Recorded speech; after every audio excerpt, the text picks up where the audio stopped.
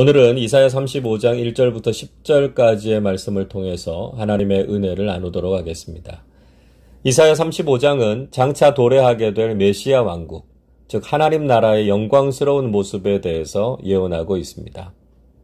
1절은 이렇게 말씀합니다. 광야와 메마른 땅이 기뻐하며 사막이 백합화 같이 피어 즐거워하며 말씀합니다. 이사야 선지자는 광야, 메마른 땅, 사막에 놀라운 변화가 일어날 것을 예고하고 있습니다.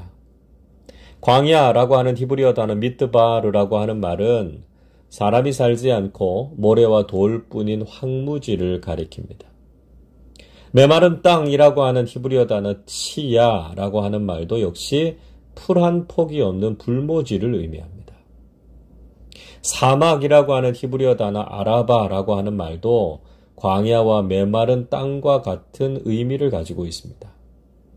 이사야 선지자는 이미 앞에서 이스라엘과 열방을 향한 심판을 선언했고요. 그들이 살던 땅이 멸망할 것을 예언했습니다. 그런데 그런 광야와 메마른 땅이 기뻐하고 사막에도 백합화가 필 것이라고 말씀하고 있습니다.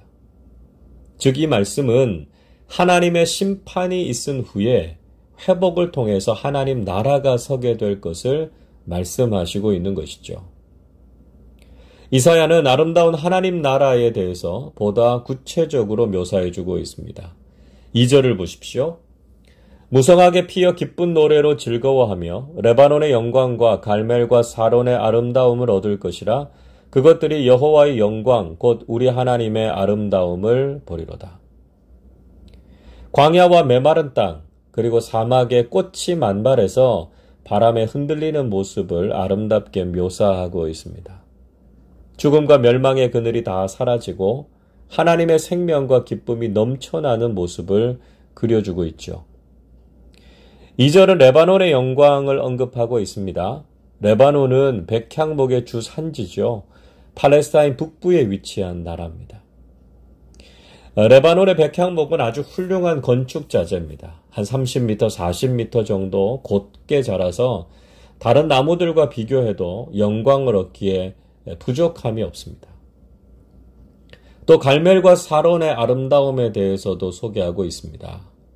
갈멜은 이스라엘 북부 지역에 약 50km 정도 펼쳐진 평야지대를 가리키는데요. 북서쪽 끝에 갈멜산이 위치해 있습니다. 그 지역은 땅이 아주 비옥하고 농사를 짓기에 최적의 장소였습니다. 사론도 이스라엘 북부의 가장 큰 해안 평야지대인데요. 넓이가 한 15km, 길이가 약 80km 정도 됩니다. 이 지역의 평야가 바로 이스라엘의 가장 대표적인 곡창지대인 이스르엘 평야라고 부르는 곳입니다. 즉 광야와 사막이 바로 이런 비옥한 평야로 바뀌게 될 것이다 라고 하는 이미지를 통해서 하나님 나라를 묘사해 주고 있습니다.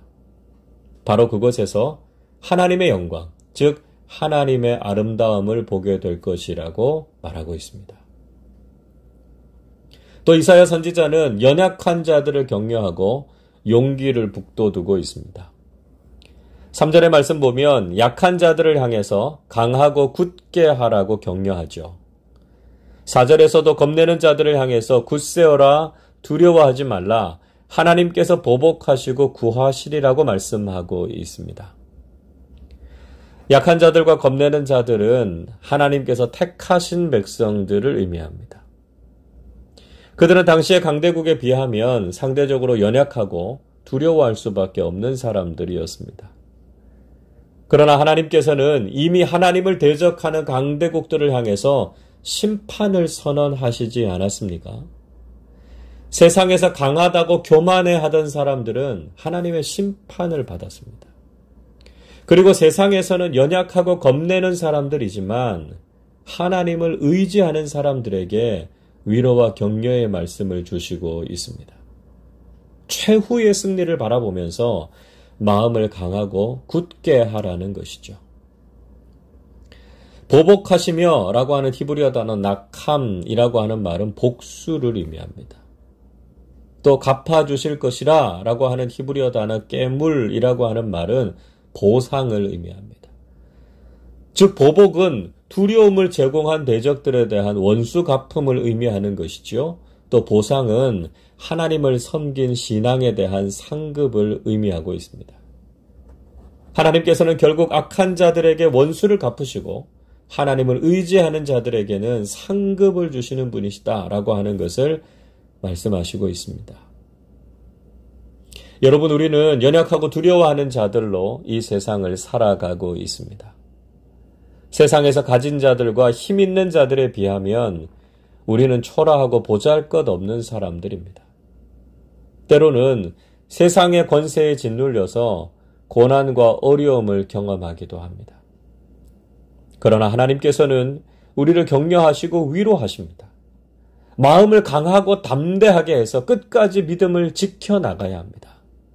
하나님께서 반드시 악한 자들에게 보복하시고 우리에게는 크고 놀라운 하늘의 상급을 주실 것입니다.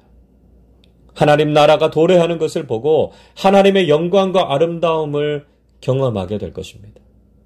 장차 이루어질 하나님 나라의 소망과 영광을 기대하면서 오늘도 담대히 믿음으로 승리하는 사람들이 되시기를 바랍니다.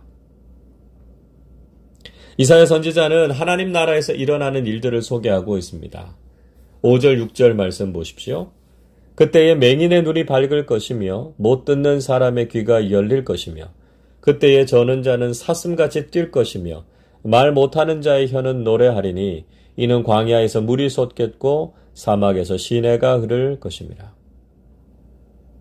그때에 라는 말은 하나님의 심판과 회복이 완성될 때를 의미합니다. 즉 하나님 나라가 도래하고 온전한 회복과 영원한 나라가 완성되는 때를 가리키고 있습니다. 그때에는 못 보던 자가 보고 못 듣는 사람의 귀가 열리고 저는 자가 사슴같이 뛰고 말 못하는 자의 혀가 노래할 것이라고 말씀하십니다. 이 말씀 신약에도 나오지요. 마태복음 11장 5절에 이렇게 말씀합니다. 맹인이 보며 못 걷는 사람이 걸으며 나병 환자가 깨끗함을 받으며 못 듣는 자가 들으며 죽은 자가 살아나며 가난한 자에게 복음이 전파된다 하라. 예수님께서 이 말씀을 인용하시면서 하나님 나라의 도래를 선포하셨습니다. 예수님이 바로 이사야 선지자의 예언을 성취하시고 하나님 나라를 이 땅에 가지고 오신 메시아이심을 분명히 보여주신 것이죠. 다시 한번 하나님 나라는 생명과 풍요의 원천이 될 것이라고 말씀하셨습니다. 6절 말씀에 보면 광야에서 물이 솟고 사막에 시내가 흐르게 될 것이라고 말씀합니다. 7절도 이렇게 말씀하지요. 뜨거운 사막이 변하여 못이 될 것이며 메마른 땅이 변하여 원천이 될 것이며 승량에 눕던 곳에 풀과 갈대와 부들이 날 것이며 말씀합니다. 뜨거운 사막은 못이 되고 메마른 땅은 생명의 원천이 될 것입니다. 생명이 살 수 없던 땅에 생수가 흐르고 농사가 가능해지는 저수지와 물의 근원이 될 것이라고 말씀하고 있습니다. 사람은 살 수 없고 짐승들만 있던 땅에 풀과 식물이 자라나서 사람이 살 수 있는 땅으로 회복될 것임을 말씀하고 계십니다. 이제 그곳에서 살게 될 사람들이 어떤 사람들인지를 말씀하시고 있죠. 8절 말씀 보십시오. 거기에 대로가 있어 그 길을 거룩한 길이라 일컫는 바 되리니 깨끗하지 못한 자는 지나가지 못하겠고 오직 구속함을 입은 자들을 위하여 있게 될 것이라 말씀합니다. 그곳에 대로가 있을 것이라고 말씀하시는데요. 이것이 거룩한 길입니다. 시편 기자는 시편 84편 5절에서 이렇게 말씀하지요. 주께 힘을 얻고 그 마음에 시온의 대로가 있는 자는 복이 있나이다. 시온의 대로가 있는 자는 복이 있다 이야기하고 있습니다. 누가 하나님의 나라에서 시온의 대로를 걸어 다닐 수 있습니까? 깨끗한 자와 구속함을 입은 자들이 그 길을 걷고 그곳에서 살게 된다고 말씀합니다. 깨끗하다라고 하는 의미는 어린 양이신 예수 그리스도의 보혈에 그 피를 씻고 죄사함을 받은 사람들을 의미합니다. 구속함을 입은 자들도 역시 하나님의 구원의 은총을 받은 사람들이죠.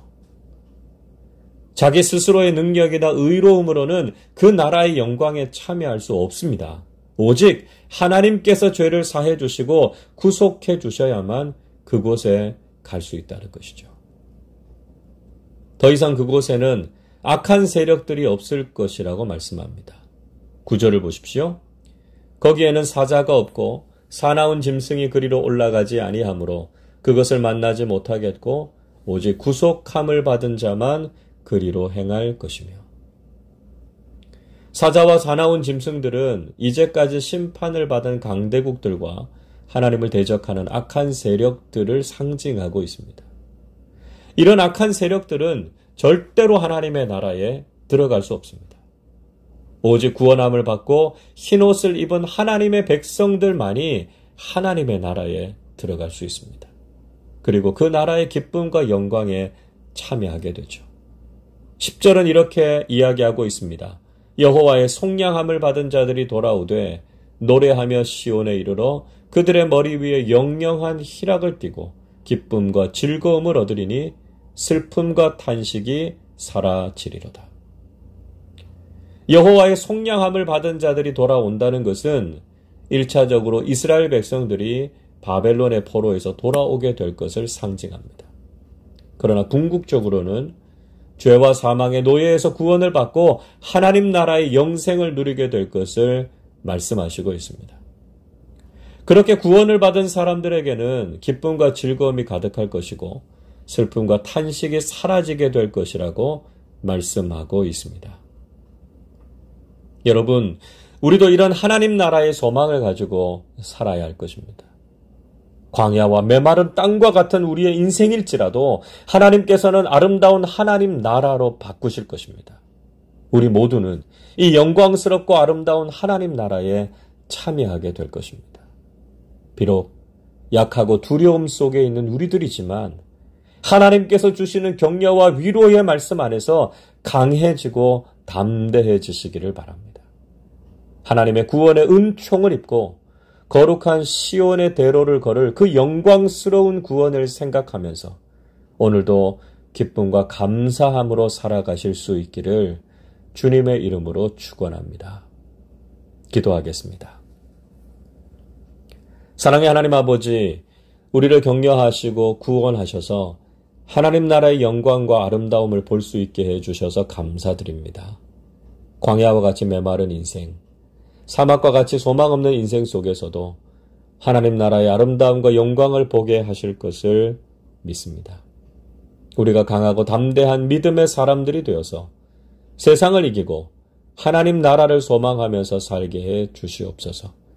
분명한 구원의 확신을 가지고 하나님 나라의 백성답게 기쁨과 즐거움을 누리면서 살아가게 해 주옵소서. 감사드리며 우리 주님 예수 그리스도의 이름으로 기도하옵나이다. 아멘.